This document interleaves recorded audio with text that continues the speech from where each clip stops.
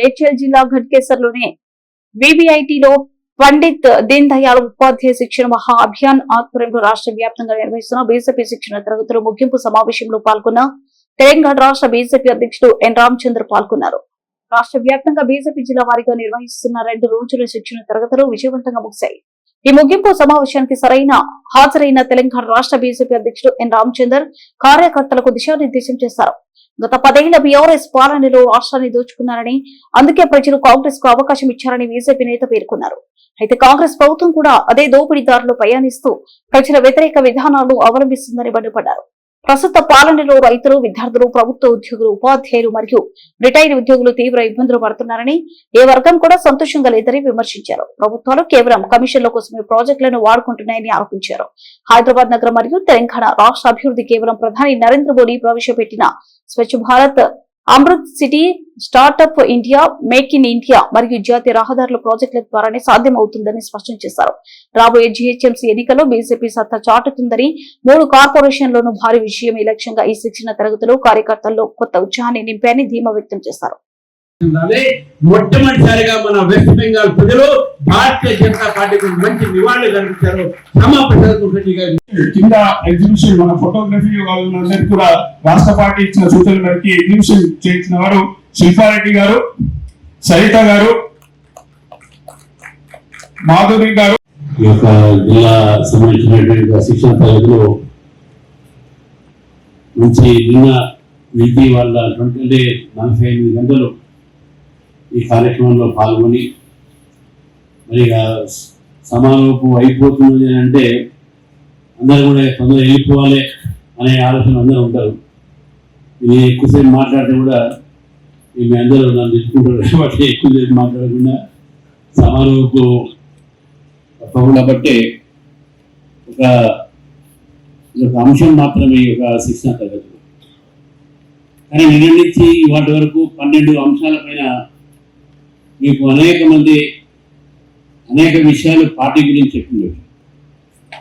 Party ఎట్లా పుట్టింది, party ఏ విధంగా ఆవిర్భవించింది, భారతీయ జనతా పార్టీ ఏ విధంగా వచ్చింది, మన కార్య పద్ధతి ఏంది, మన సిద్ధాంతం ఏంది, ఈ రకమైనటువంటి అనేక అంశాలపైన బహుశా మీ అందరికి కూడా తెలుసు.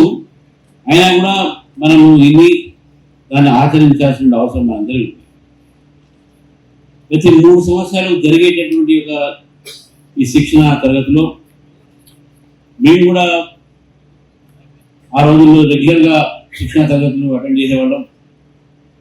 అప్పుడు 3 రోజులు ఉంటుండే. ఇప్పుడు ఒక రోజుకే కిందికి మీదకి అయితే చాలా ఉంది మల్లాడి గారు.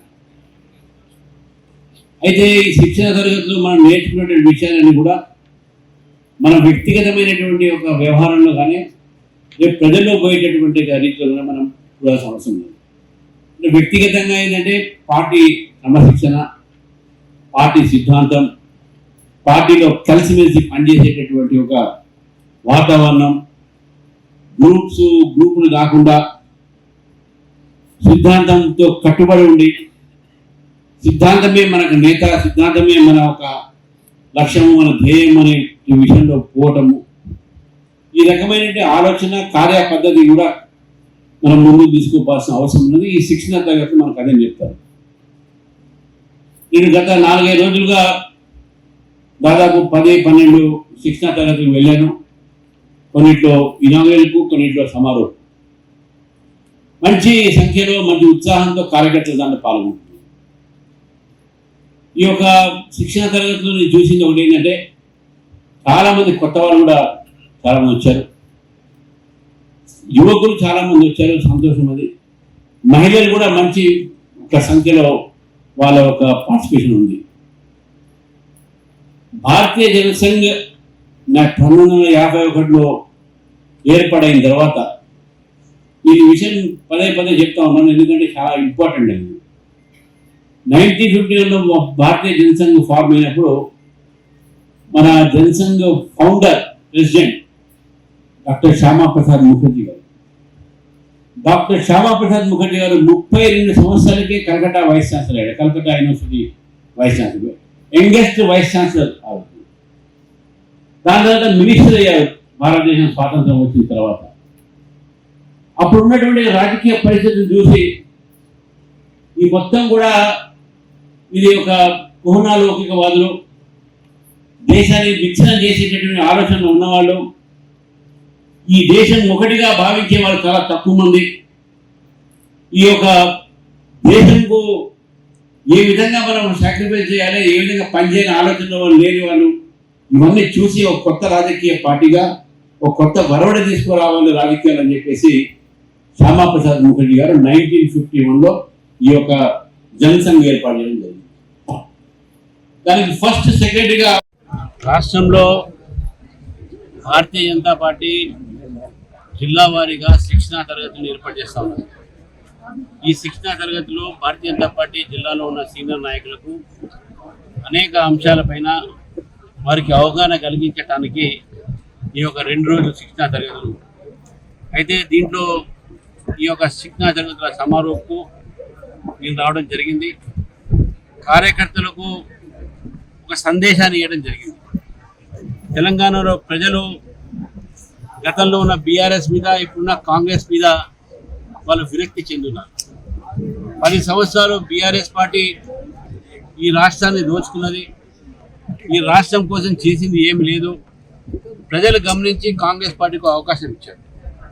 కానీ అదే దారిలో వారు చూపెట్టినటువంటి ఒక దోపిడీకి లోనై కాంగ్రెస్ పార్టీ కూడా ఈరోజు ప్రజా వ్యతిరేకమైన కార్యక్రమాలు చేస్తూ ఉంది.